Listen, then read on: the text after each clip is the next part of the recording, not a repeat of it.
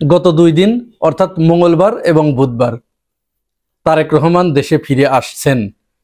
এই মর্মে বিএনপি এত প্রচারণা চালিয়েছে তাদের বিভিন্ন ভেরিফাইড ফেসবুক পেজ থেকে, তাদের মিডিয়া সেল থেকে।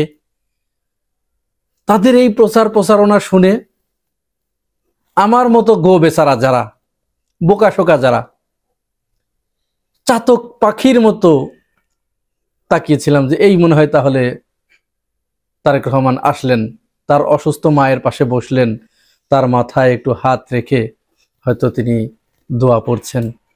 এই কল্পনা করতে করতে অবশেষে আমার কাছে একটি উপলব্ধি হলো যে তারেক রহমান তিনি গোপনে এসেছিলেন তার মায়ের সাথে দেখা করে কথা বলে তার মায়ের লন্ডনে ফিরে যাওয়ার বা ওখানে চিকিৎসার জন্য যাবার সমস্ত বন্দোবস্ত করে আবার তিনি গোপনেই ফিরে গেছেন।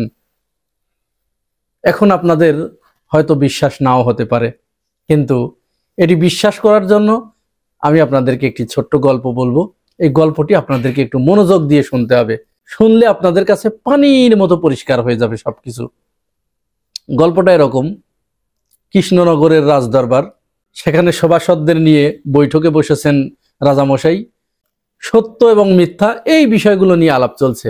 গোপাল ভাঁড় তিনি এক পাশ থেকে লাফ দিয়ে উঠে বললেন, মহারাজ, আমি এমন ক্ষমতার অধিকারী যে সত্যকে মিথ্যা বানাতে পারি আর মিথ্যাকে সত্য বানাতে পারি। মহারাজ বললেন যে এটা কখনো সম্ভব? সত্য সত্যই, মিথ্যা মিথ্যাই, এটা কখনো হবার নয়। গোপাল ভাঁড় বললেন, তাহলে আপনি আমার সাথে বাজি ধরুন। মহারাজ বাজি ধরলেন। গোপাল ভাঁড় ফিরে চলে গেলেন বাড়িতে। বাড়িতে গিয়ে তার স্ত্রীকে বললেন, আমি আজ থেকে 3-4 দিন রাজদরবারে যাব না, তো আমি না গেলে তো মহারাজ খোঁজ করবে।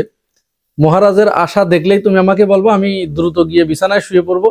তুমি তখন মহারাজকে এই কথা বলবে যে গোপাল ভাঁড় তিনি স্বর্গের দূতদের সাথে যাত্রাপালা করতে গেছে। ঠিক আছে, যেই ভাবা সেই কাজ। 2 দিন যান নাই, রাজামশাই দ্রুত ছুটে চলে এসেছে গোপাল ভাঁড়ের বাড়িতে, যে কি হলো তার, সে কেন রাজদরবারে আসে না। তার স্ত্রী সামনে এসে বললেন, মহারাজ তিনি তো আজ 2 দিন হলো স্বর্গের দূতদের সাথে, দেবতাদের সাথে যাত্রা করার জন্য, যাত্রাপালা এবং গান গাওয়ার জন্য স্বর্গে চলে গেছে। রাজামশাই শুনি অবাক, হতভম্ব, এটা কখনো সম্ভব? স্বর্গের দূতদের সাথে যাত্রাপালা করতে গেছে, এটা কেমন, কোন শক্তির অধিকারী, কেমন ক্ষমতার অধিকারী তিনি? তো বললেন, কবে আসবে? এই আজই আসবে। বললেন, তাহলে গোপাল ভাঁড় বাড়িতে আসা মাত্র সেজন্য রাজদরবারে চলে যায়, তার বিশেষ প্রয়োজন। তিনি চলে গেছেন। গোপাল ভাঁড় এবার শব্দ শুনেছেন। আস্তে আস্তে উঠে বিকেলের দিকে তিনি রাজদরবারে গেলেন। রাজামশাই তাকে দেখে চোখ বড় বড় করে জিজ্ঞাসা করলেন, কি গোপাল ভাঁড়, তুমি স্বর্গের দূতদের সাথে এইভাবে কোথায় যাত্রাপালা করে আসলে? জি মহারাজ, তারা ছাড়তেই চাইলো না, আমি তো গেলাম, সেখানে গিয়ে তাদের সাথে যাত্রাপালা করে আসলাম, এবং আমার মনে হয় আপনার রাজদরবারে আর থাকা হবে না, আমাকে সেখানেই যেতে হবে। তারা আমাকে স্থায়ীভাবেই চেয়েছে, তো আপনি আমাকে রাজদরবার থেকে অব্যাহতি দিন, আমি সেখানে স্বর্গের দূতদের সাথে যাত্রাপালা করব। মহারাজ বলেন, না, এটা হতে পারে না, তুমি ছাড়া আমার রাজদরবার চলবে কি করে? বরং তুমি এক কাজ করো, তাহলে ওনাদের স্বর্গের দূতদেরকে তুমি প্রয়োজনে ইনভাইট করো আমার রাজদরবারে। গোপাল ভাঁড় বললেন, কি বলেন মহারাজ, এটা কখনো সম্ভব? আপনার কয়টা রাজ্য আছে আর কত লোক আছে যে সেখানে লোকের জায়গা দিতে পারবেন আপনি? বলে, তুমি অনুরোধ করো, তারা, আমি এই ব্যবস্থা করছি, লোক ধরানোর ব্যবস্থা করছি। ঠিক আছে, তাহলে আগামী অমুক দিন, একটা নির্দিষ্ট দিন ঠিক করা হলো, সময় ঠিক করা হলো, যে আগামী অমুক দিন ঠিক 10টার সময় বা 11টার সময় স্বর্গের দূতরা এসে তারা যাত্রা গান করবেন, পালা গান করবেন, ইত্যাদি গান করে তারা আবার স্বর্গে ফিরে যাবেন। তো মহারাজ সমস্ত রাজ্যে ঢোল পিটিয়ে দিল এবং বিশাল বড় কয়েকটা মাঠ একত্রিত করে দেয়া হলো লোকজনের ধরানোর জন্য। নির্ধারিত দিনে রাজামশাই সহ গোপাল ভাঁড়, তার রাজ্যের সমস্ত রাজন্যবর্গ, ওই অঞ্চলের যত লোকজন, 2-4 রাজ্যের যত জনসাধারণ ছিল, প্রজা সাধারণ ছিল, সবাই চলে গেছে স্বর্গের দূতদের যাত্রা দেখার জন্য। এখন জাস্ট নির্ধারিত সময়ের একটু আগে গোপাল ভাঁড় তিনি মাইকে ঘোষণা করলেন যে হ্যাঁ, আর অল্প কিছুক্ষণের মধ্যেই স্বর্গের দেবতারা তাদের দলবল সহ হাজির হবেন। তবে এখানে একটা শর্ত আছে, শর্তটা হচ্ছে যাদের মা অসতী তারা কিন্তু এই দেবতাদের গানও শুনতে পাবেন না এবং তাদের চোখেও দেখতে পাবেন না। সবাই তো হতভম্ব, এটা তাহলে কি হলো? যাই হোক, তারপরেও সবাই অধীর আগ্রহে আছে যে স্বর্গের দেবতাদের দেখবে। জাস্ট নির্ধারিত সময়ে গোপাল ভাঁড় মাইকে বলা শুরু করলেন যে হ্যাঁ, এই যে এইমাত্র আসলেন, তিনি নামলেন, এই যে তিনি এখন এই গান ধরেছেন, বেহুলা সুন্দরীর গান, লক্ষিন্দারের গান, অমক গান তমক গান, হ্যাঁ এবার তিনি যাচ্ছেন, অমক আসছেন, এই যে তিনি এই অভিনয় করছেন, আমার মাও কি অসতী হয়ে যাবে? তিনি গোপাল ভাঁড়ের সাথে সুর মিলিয়ে বলতে থাকলেন, হ্যাঁ এই তো, হ্যাঁ এই যে যাচ্ছে, এই যে আসছে, এই তিনি নাচছেন, এই তিনি হাসছেন, এই তিনি গাইছেন, ইত্যাদি ইত্যাদি। যাই হোক, এক পর্যায়ে কিছুক্ষণ পরে গোপাল ভাঁড় ঘোষণা করলেন যে যাত্রাপালা শেষ, এখন আপনারা যার যার বাড়ি চলে যান, দেবতারা চলে যাবে। সবাই চলে গেল তাদের নিজেদের মাদেরকে গালিগালাজ করতে করতে। কেউ বাড়িতে গিয়ে তার মাকে আচ্ছা মতো পিটালো যে তোর এত বড় সাহস, তুই অসতী, ইত্যাদি ইত্যাদি। রাজামশাই রাজ দরবারে চলে এসে গোপাল ভাঁড়কে জিজ্ঞাসা করলেন, গোপাল কি হলো, কেমন কি? তো গোপাল আবার উল্টা জিজ্ঞাসা করলেন, রাজামশাই কি দেখলেন বলেন? তো বলছে, আমি তো কিছুই দেখি নাই, কাউকেই দেখি নাই। তো আপনি দেখলেন না, তাহলে কেন বললেন যে এই যে আসছে, নাচছে, গাইছে? বলছে, তাহলে অত লোকের ভিতরে কি আমার মাকে আমি অসতী বানাবো? তখন গোপাল ভাঁড় বলছে যে মহারাজ, সত্যি বলতে কি আমিও কাউকে দেখি নাই। কি বলো তুমি, এটা তুমিও দেখো নাই? তাহলে কি? বলছে, এটা তো পুরোটাই বোগাস ছিল। ওই যে আপনার সাথে বাজি ধরেছিলাম যে আমি সত্যকে মিথ্যা বানাতে পারি আর মিথ্যাকে সত্য বানাতে পারি। আমাদের বর্তমান বিএনপির অবস্থা ঠিক এরকম হয়েছে। তারা এমন ক্ষমতার অধিকারী হয়েছে যে তারা সত্যকে মিথ্যা এবং মিথ্যাকে সত্য বানিয়ে তারা প্রচার করছে। বিশ্বাস না করে উপায় নাই ভাই। ওই রকম হয়তো এমন কিছু শর্ত জুড়ে দিচ্ছে, আমাদের মতো গো বেচারা যারা মূর্খ সূর্খ মানুষ, আমরা তখন নিজেদের ভাগ্যের উপরে নিজেরা চপেটাঘাত করতেছি, জুতার বাড়ি মারতেছি। তারেক জিয়া এসেছিলেন, একটা ভিডিও, এই যে এই বিমানের ভিতরে তারেক রহমানের এই ছবিটা দেখিয়ে প্রচার করেছে যে এই যে তারেক রহমান বিমানের ভিতরে তিনি আসছেন, বাংলাদেশে আর অল্প কিছুক্ষণ পরেই পা রাখবেন। আর ওই রকম হয়তো একটা শর্ত দিয়েছিলেন যে হ্যাঁ তারেক রহমান আসবে ঠিকই, কিন্তু যারা বেকুব, হ্যাঁ এরকম কিছু শর্ত দিয়ে দিয়েছিলেন যে তারা কিন্তু দেখতে পাবে না।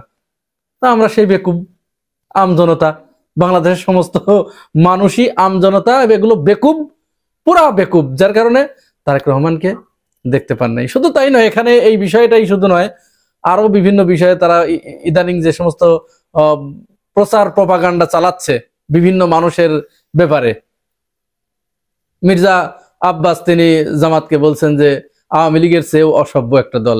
তা আওয়ামী লীগের চেয়ে অসভ্য দল যদি জামাত ইসলাম হয়, তাহলে 2001 সাল থেকে 2006 সাল পর্যন্ত, ওদিকে 91 সাল থেকে 96 সাল পর্যন্ত জিয়াউর রহমান তার পুরো সময়টা জামাত ইসলামের সমর্থন নিয়ে এই যে একসাথে চললেন, তখন কি এটা মনে হয়েছিল না যে অসভ্য দল? মানে পুরাটাই সেলুকাস, এখানে আর কিছুই বলার নাই আমাদের। কি বলবো, আমরা পুরা বেকুব হয়ে গেছি, এই জাতিটাই বেকুব হয়ে গেছে বিএনপির কাছে। তো তার ভিতরে আবার তাদের তো কিছু বুদ্ধিজীবী, নতুন বুদ্ধিজীবীর উদয় হয়েছে, এই যে শাহেদ আলম, আমি তার ওর নাম দিছি শাহেদ আলম। এই হেড আলম একসময় বিএনপি তারেক রহমানকে যাচ্ছে তাই গালাগালি করেছে, তারেক রহমানকে ধুয়ে দিয়েছে, সজীব ওয়াজেদ এবং তারেক রহমানকে এক কাতারে রেখে সজীব ওয়াজেদের পায়ের নিচে তারেক রহমানের স্থান দিয়েছে। সেই শাহেদ এখন বিএনপির প্রধান বুদ্ধিজীবী হয়েছে। এগুলো আর কিচ্ছু বলার নাই, এগুলো পারেও ভাই মুহূর্তের ভিতরে রং বদলে কেমনে। তো চক্ষু লজ্জারও তো একটা ব্যাপার আছে, যে তারেক রহমানকে এইভাবে গালিগালাজ করেছে, সে তারেক রহমানকে বলছে এখন তারেক রহমান তিনি দেশে আসবেন কি করে? প্রতিদিন ঢাকায় বা বাংলাদেশে গড়ে 20-30টি করে মার্ডার হচ্ছে। তো এই মুহূর্তে তারেক রহমান যদি দেশে আসেন, তার যদি একটা কিছু হয়ে যায়, আমরা তো তাকে হারাবো। তো ভাই এই মার্ডার গুলো কারা করছে? বাংলাদেশে এই মুহূর্তে প্রতিদিন যে মার্ডার গুলো হচ্ছে, কারা করছে এগুলো? কোন তৌহিদি জনতা করছে, যাদেরকে আপনাদের ভাষায় তৌহিদি জনতার নাম শুনলে আপনাদের চুলকাচ্ছে, তারা করছে? জামাত ইসলাম করছে? জামাত ইসলাম কোন জায়গা কয়টা মারামারি করেছে? যা করছেন সব তো আপনারা,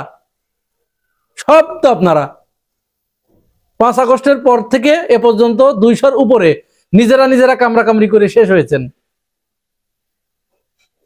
আর অন্য কথা তো বলবো না। এগুলো কিসের কারণে হয়েছে? শুধুমাত্র ভাগ বাটোয়ারার কারণে, ভাগে কম পড়ার কারণে। ওই যে এই এলাকার, আপনার এলাকার একটা কুকুর যখন অন্যজনের এলাকায় যায়, তখন দেখবেন ওই এলাকার কুকুর, ওর যে কত বড় ক্ষমতা হয়, আমেরিকার প্রেসিডেন্টের চেয়েও ক্ষমতাবান হয়ে পড়ে। ও তখন, ওর যদি স্বাস্থ্য নাও থাকে, তবু এইটারে দেয় দৌড়ানি।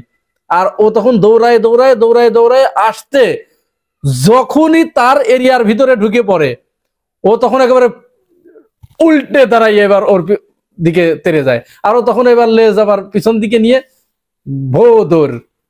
এরকম অবস্থা হয়েছে। ভাগ বাটোয়ারা নিয়ে, আধিপত্য বিস্তারকে কেন্দ্র করে, দখল বাণিজ্যকে কেন্দ্র করে তারা নিজেরা একের পর এক বাংলাদেশকে অস্থিতিশীল পরিবেশ তৈরি করে রেখেছে। সর্বশেষ দেশনেত্রী বেগম খালেদা জিয়ার জন্য আমরা দোয়া করি। তাকেই, তারেক রহমান আসেন নাই, তাকেই বরং মাকেই ছেলের কাছে পাঠানো হচ্ছে চিকিৎসার জন্য।